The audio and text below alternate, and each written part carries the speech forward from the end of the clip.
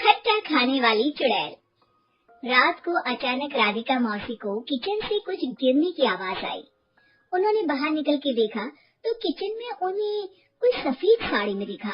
वो चीख पड़ी, हे भगवान, आलतू जलाल तू, आए बला को टाल तू, आलतू जलाल तू, आए बला को टाल तू। राधिका मौसी को चीखते सुनकर श्रवण बाहर आता है भागते हुए। अरे माँ, क्या हुआ?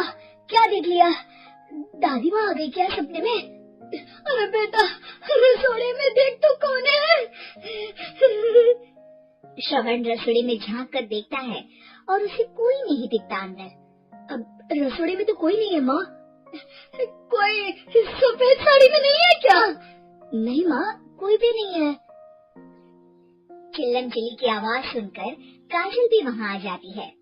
अब क्या हो गया माँ जी? अरे बेटा, रसोड़ी में एक चुड़ैल थी सफेद साड़ी में। अरे क्या कर रही थी वो अंदर? अरे बताया नहीं, कल आएगी ना तो पूछ लूंगी। चुड़ैल जी, आपका क्या प्लान है? माँ जी, रात बहुत हो गई है, आपने कोई बुरा सपना देखा होगा, चलिए सो जाइए। राधिका मौसी सोने तो चली जाती है पर उनको रात भर नींद ही नहीं आती। वो कुछ भी उलझुल बातें सोचने लगती है। कहीं चुड़ैल की वजह से तो घर में टेंशन नहीं हो रहा, कहीं उसी की वजह से तो वो दादी नहीं बन पा रही। सुबह जब राधिका मौसी रसोड़े में छानबीन करती है तो पाती है कि नींबू का अचार गायब है। चुड़ैल नींबू का अचार ले गई, मुझे तो ठीक नहीं लग रहा कुछ। चुड़ैल को भी पता है कि जिंदगी का असली मजा तो खट्टे में ही है। राधिका मौसी झट से श्रवण को फोन कर देती है। बेटा, मुझे समस्या समझ में आ गई है, हमें एक तांत्रिक की जरूरत है। अरे क्या बोल रही हो माँ, तांत्रिक की क्या जरूरत है? आप पूजा पाठ तो कर ही रही हो ना। आलतू जलालतू मंत्र सारे फालतू जैसे कुछ मंत्र पढ़ो, चली जाएगी अपने आप चुड़ैल। अरे नहीं बेटा, कभी चुड़ैल को कम नहीं समझते। अरे तुझे पता भी नहीं चलेगा कि कभी वो छल करके काजल की जगह घर की बहू खुद बन जाएगी। क्या माँ, कुछ भी बोल रही हो? कहाँ काजल और कहाँ चुड़ैल? वैसे एक बात बताओ, काजल को अगर गाने के लिए बोल देना तो चुड़ैल काजल की आवाज सुनकर घर तो क्या, धरती लोग छोड़कर चली जाएगी। तुम ना पढ़े लिखे बच्चे हर चीज को मजाक समझते हो। तुम रहने दो, मैं खुद ही तांत्रिक को बुला लेती हूँ। अच्छा सुन, शाम को इमली लेके आना। क्या है कि चटनी खाए बहुत दिन हो गए है ना? नहीं माँ, इमली तांत्रिक से ही मंगवा लो ना, आटा वगैरह भी उसी से पिसवा लेना। देखो मुझे काम करना है। श्रवण रात को कई तरह की सब्जियों के साथ माँ के कहने पे चटनी के लिए इमली भी ले आया था, लेकिन राधिका मौसी के दिमाग में अलग ही फिल्म चल रही थी। उन्हें अब सिर्फ शक ही नहीं यकीन होने लगा था कि शायद चुड़ैल ने श्रवण पर अपना जाल बिछा दिया था, जिस वजह से श्रवण उनकी बात ही नहीं मान रहा था। पर कोई नहीं, आने वाली रात में राधिका मौसी खुद तैयार हो गई चुड़ैल को पकड़ने के लिए। रुद्राक्ष की माला, तुलसी का पत्ता, हनुमान चालीसा सब हाथ के पास ही था, बस चुड़ैल का इंतजार था। और जैसा राधिका मौसी ने सोचा था वैसा ही हुआ। वो चुड़ैल उस रात भी आई, पर वो राधिका मौसी से तेज निकली और राधिका मौसी के उससे पकड़ने के पहले ही वो भाग खड़ी हुई।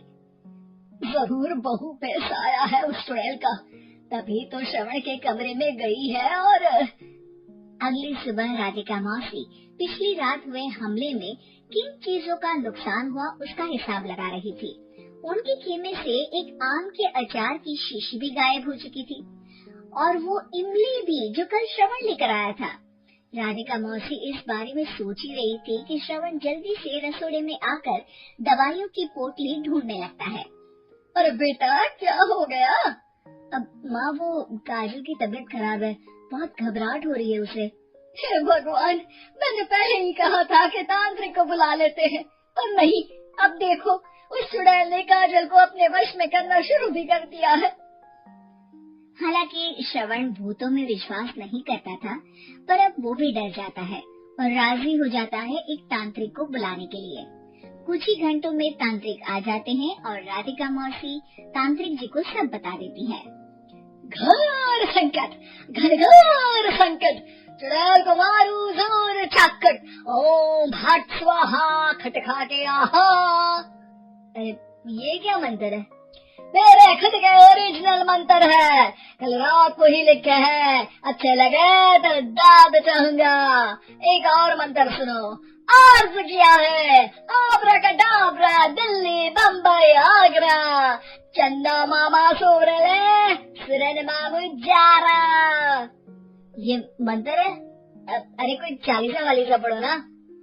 वक्त कम है, 40 नहीं पड़ेंगे, 20-25 में काम चलाना पड़ेगा। अलग निरंजन जाके लंदन, मुफ्त का मंजान घिस मेरा नंदन। अरे जल्दी करो तांत्रिक जी, जल्दी करो। तांत्रिक अपने उल झलूल मंत्र पढ़ने लगता है। श्रवण को तांत्रिक पे शक होता है। वो अपने एक डॉक्टर दोस्त को कॉल कर देता है ताकि कोई अनहोनी हो तो इमरजेंसी में चीजें मैनेज हो जाए। तांत्रिक धुनी रमाता है, जिसकी वजह से कमरे में काफी धुआं हो जाता है और जिसकी वजह से बहू की घबराहट बढ़ जाती है। अब भागेगी चुड़ैल। हाँ। बहू खांसते हुए धुएं से बचने के लिए बाहर चली जाती है। अरे भाग रही है, भाग रही है। पीछे पीछे श्रवण भी जाता है। बहू एक सोफे पर बैठ जाती है। तभी डॉक्टर दोस्त आ जाते हैं और श्रवण को पानी लाने के लिए कहते हैं। थोड़े चेकअप के बाद डॉक्टर कहते हैं, मेरे हिसाब से जाप का काम पूरा हो गया है। क्या मतलब? अरे कुछ भी नहीं माँ, कोई चुड़ैल नहीं है, खुशखबरी है, अब दादी बनने वाली है। मगर वो सब अचार के डब्बे। श्रवण दोनों अचार के डब्बे अपनी माँ को दिखाता है, जो कि उनके बिस्तर के नीचे छुपे हुए थे। आपने सही बोला था माँ, वो चुड़ैल काजल ही थी जो खट्टा खा रही थी। हमें कल ही पता चला, पर हमने आपको ये तांत्रिक वाला काम करने दिया ताकि आपको भरोसा हो जाए कि भूत वगैरह कुछ होता ही नहीं। अच्छा अच्छा, ये तो बड़ी खुशी की बात है, पर बेटा मुझे एक झाड़ू तो ला दे। क्यों माँ? ये तांत्रिक का भूत उतारती हूँ मैं। अब तांत्रिक राधा मौसी के डर से घर से भाग निकलता है और राधा मौसी उसके पीछे भागती है। अरे संकट ये घनघोर है, तांत्रिक मुआ चोर है।